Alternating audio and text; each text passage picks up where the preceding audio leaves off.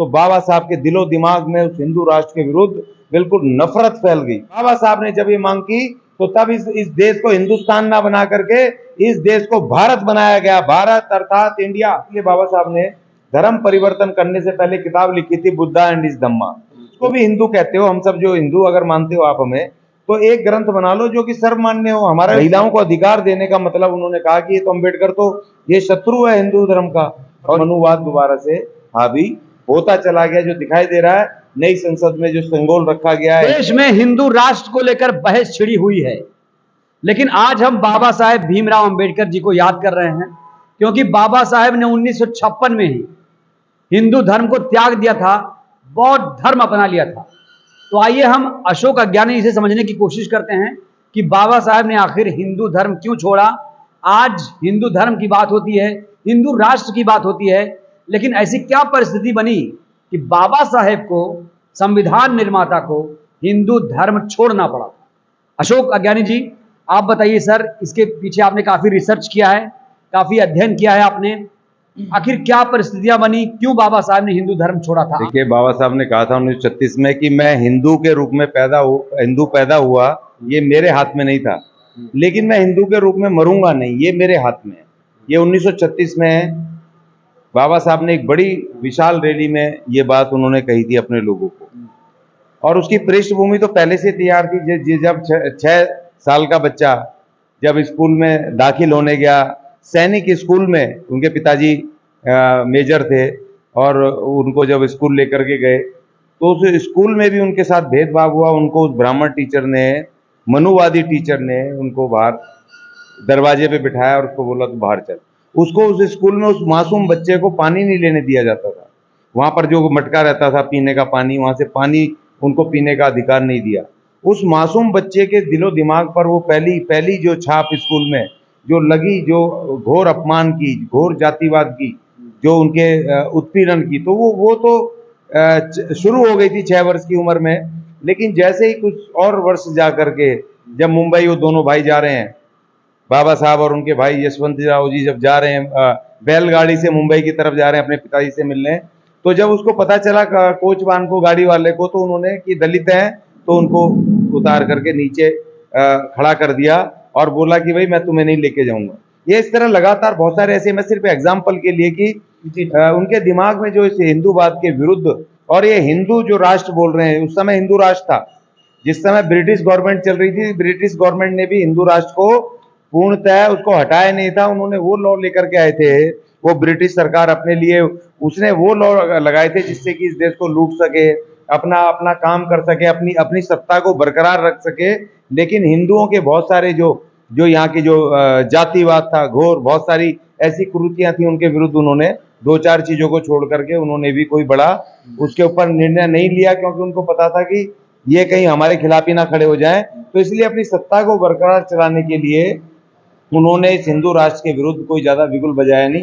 तो इसी तरह के जब बाबा साहब पढ़ के आ रहे हैं पूरे उससे, और लगातार जब उनकी लड़ाई चल रही है, चाहे मंदिर आंदोलन की बात हो, मंदिर प्रवेश, चाहे पानी लेने की बात हो, पानी पीने के पानी की संघर्ष की बात हो, चाहे अपने लोगों के अधिकारों की बात हो, तो वो जब गोलमेज सम्मेलन से जीत करके आ रहे हैं तमाम चीजों को लेके, और 1932 में हिंदुओं के सबसे बड़े नेता, सबसे बड़े उनके जो खैर ख्वाह हैं श्री गांधी जी ने, जब दलितों के बाबा साहब द्वारा जीते गए एकमात्र निर्णय जो उनको मिला, पॉलिटिकल पहला 5000 वर्षों में पहला एक राजनीतिक जो अधिकार मिला, जो उसको डबल वोट का राइट, जिसको कम्युनल अवार्ड बोलते हैं, डबल वोट के राइट के साथ, उसके विरुद्ध जब वो बैठ करके भूख हड़ताल पे बैठ गए, अनशन पे, और बाबा साहब को मजबूर किया कि उसको छोड़ने के लिए, और पूना पैक्ट जब साइन हुआ तो बाबा साहब के दिलो दिमाग में उस हिंदू राष्ट्र के विरुद्ध बिल्कुल नफरत फैल गई, भयंकर नफरत उनके दिमाग में आ गई। वो सोच रहे थे कि चलो धीरे धीरे अधिकारों से, शायद कानूनी अधिकारों से संघर्ष करते करते ये तमाम सब ठीक हो जाएगा, कि भाई जैसे कानून बनेंगे तो उससे ठीक हो जाएगा। लेकिन उनको लगा नहीं, ये हिंदूवाद जो है या हिंदूवादी हैं, ये हमें किसी भी तरह एक्सेप्ट नहीं करेंगे, चाहे जितने मर्जी कड़े कानून बना लो। तो उसके बाद उन्होंने 1936 में उन्होंने नारा दिया था कि मैं हिंदू पैदा हुआ, मेरे हाथ में नहीं था, लेकिन मैं हिंदू के रूप में मरूंगा नहीं। तब से वो धर्मों को खंगालने शुरू हो गए कि किस धर्म में जाएं, किस धर्म में जाएं। उन्होंने इस्लाम को भी पढ़ा, उन्होंने सिख धर्म को भी पढ़ा। तकरीबन सिख धर्म के लिए तो उन्होंने बहुत सारे कवायद की, मगर वहां पता चला यहाँ भी 2 दर्जे की नागरिकता मिलनी है, यहाँ भी दलित ही रहना है। जब वहां पर हम जहां से हम आ रहे हैं और यहाँ पर भी हमें मजहबी होना है, सेकंड नंबर के रहने हैं, तो उन्होंने कहा भाई यहाँ की भी जरूरत नहीं है। फिर बाबा साहब अपने आंदोलन में, पॉलिटिकल आंदोलन में लगातार वो संघर्ष करते रहे, और ज्यादा जो नफरत पैदा हुई जब उनको संविधान सभा में जाने से इस कांग्रेस के लोगों ने कहा, नेताओं ने, कि अंबेडकर को हम देखते हैं कैसे संविधान सभा में पहुंचेगा। संविधान सभा के रास्ते तो दरवाजे तो छोड़ो, उसके हमने रोशनदान और उसके हमने खिड़कियां तक बंद कर दी हैं, अंबेडकर को घुसने नहीं देंगे विधान सभा में। तो वो तमाम चीजें बाबा साहब को बहुत कुरेदती रही, अपमानित करती रही, उनको धीरे धीरे आगे बढ़ते गए। और जैसे ही बाबा आज़ादी हुई और बाबा साहब ने संविधान लिखा, संविधान सभा में उनको मजबूरी में लेकर के आए, बाबा साहब ने संविधान लिखा। और उसके बाद जब सबसे ज़्यादा घोर नफरत बाबा साहब को जब पैदा हो गई कि जब 1952 में उन्होंने हिंदू कोर्ट बिल पेश किया, इस देश की आधी आबादी महिलाओं के लिए, जिसमें उनको तलाक लेने का अधिकार, पिता की संपत्ति में हिस्सेदारी का सवाल, विधवाओं को शादी करने का सवाल, तो ये तमाम जो सवाल थे उनको लेकर के जब बाबा साहब ने हिंदू कोर्ट बिल पेश किया कि आधी आबादी के लिए, और जो तमाम लोग, नेहरू जी से लेकर के जिन तमाम जो हिंदूवादी लोग वहाँ पर थे, मानसिकता के कट्टर लोग, उन्होंने उस प्रस्ताव को गिरा दिया। उन्होंने कहा तो हिंदू धर्म के ऊपर हमला है, महिलाओं को अधिकार देने का मतलब, उन्होंने कहा कि ये तो अम्बेडकर तो ये शत्रु है हिंदू धर्म का, और ये तो गलत काम कर रहा है। और उसके बाद जब बाबा साहब ने इस्तीफा दिया 1952 में कानून मंत्री पद से कि भाई पकड़ो तुम्हारा ये, मुझे तुम्हारे साथ नहीं रहना है, क्योंकि तुम जब अधिकार नहीं दे सकते जो कमजोरों को सताए को, ढोल गवार शूद्र पशु नारी, जो वहां तो ताड़ना के अधिकार होते हैं हिंदू धर्म में।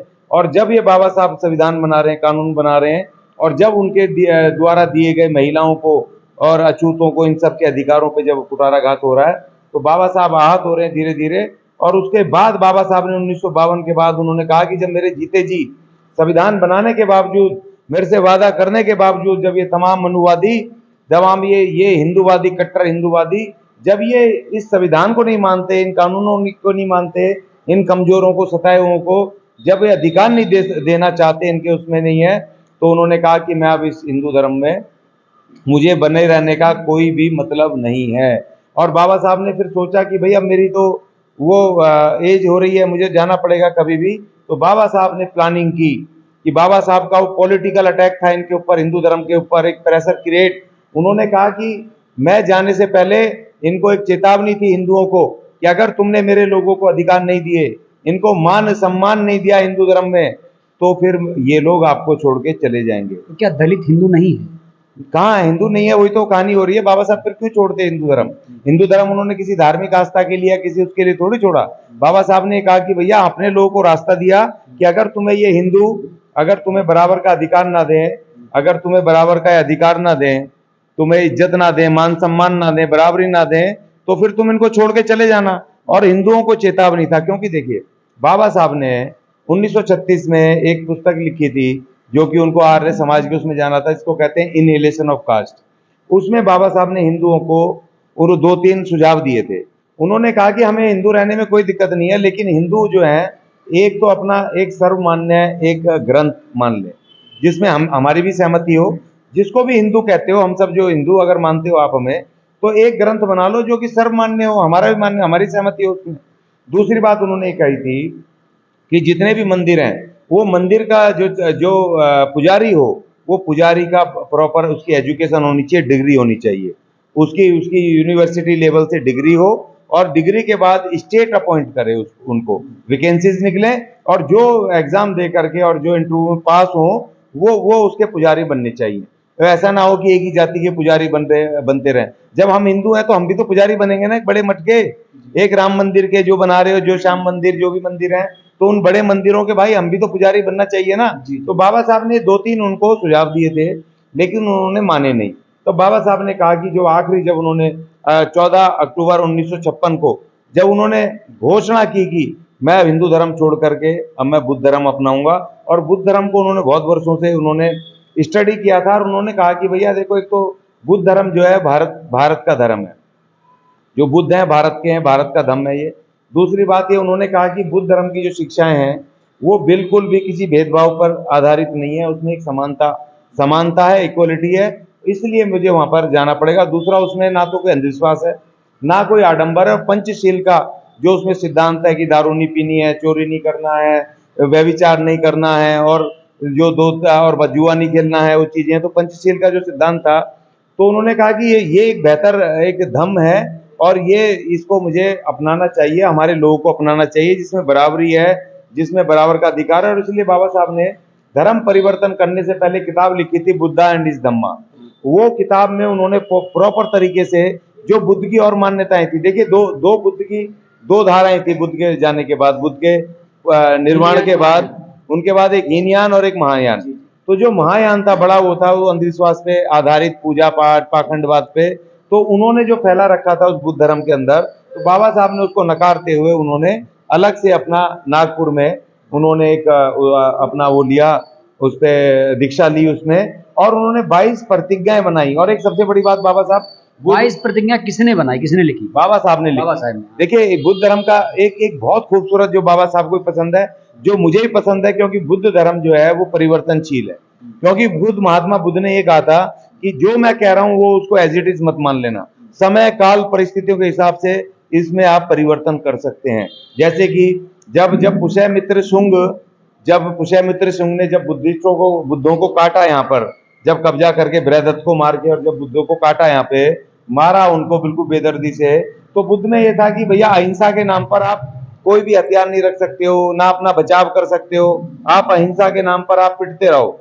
लेकिन जब भविष्य में आगे चल के सुधार किया, चाइना, जापान, ये तमाम कंट्रियां जो है, और ये आपका कोरिया, साउथ कोरिया, ये बुद्धिस्ट कंट्री है ना, इन्होंने दुनिया भर के हथियार, फौज, शक्तियां, इन्होंने कहा कि भैया अपना सेल्फ डिफेंस भी तो करना है ना, अहिंसा का मतलब सिर्फ एक तरफा हिंसा थोड़ी है। ये बात भगत सिंह ने भी कही थी कि मैं अपने सेल्फ डिफेंस में अपने हाथ तो उठाऊंगा, अहिंसा का मतलब ये थोड़ी है कोई मुझे पीटता रहेगा और मैं पिटता रहूं और अहिंसा जी, मैं अहिंसा का पुजारी हूं। तो उन्होंने कहा एक तरफा हिंसा नहीं हो सकती, तो उन्होंने कहा परिवर्तनशील है। तो तब बाबा साहब ने 22 प्रतिज्ञाएं स्वयं बनाई, और वो 22 प्रतिज्ञाएं नागपुर में उन्होंने दिला करके मेन क्या है 22 प्रतिज्ञा में?